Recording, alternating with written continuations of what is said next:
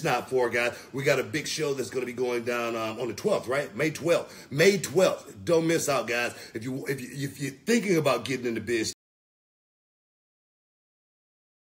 come check that show out, guys. Right now, we are moving forward to the Summer of Champions, and that pay-per-view, guys, all championships will be on. Now, we're on the road to the Summer of Champions. What else we got, man?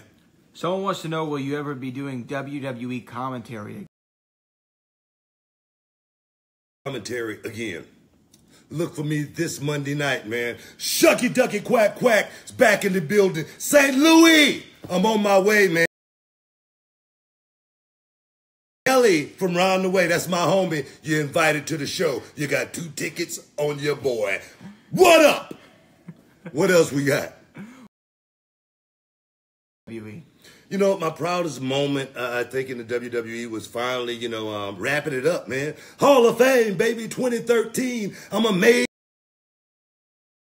But to thank the fans, to thank my wife, and to let my kids see me, on that stage right there, along with my big brother, where it all started. Harlem Heat, one of the greatest tag teams of all time, definitely top 3.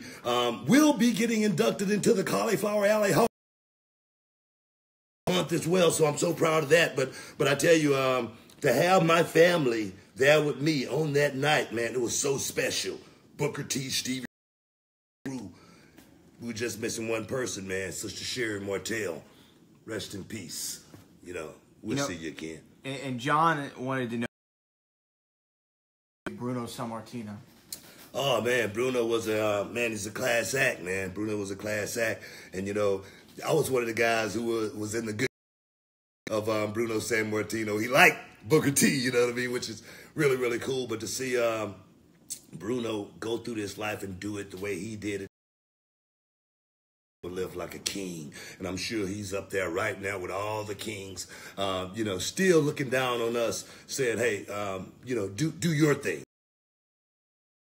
He wasn't a selfish guy, but he knew exactly what he was worth. That's why Bruno waited so long. That's why when Bruno went in, he went in with the greatest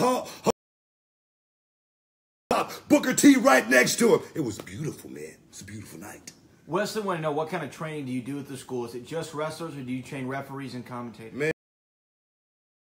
we do referees, we do, commentators. Those guys kind of filter their way in. It's kind of hard to, find a job for those, on the job, because we have our commentators here. But wrestlers, of course, we train wrestlers. That's what we do.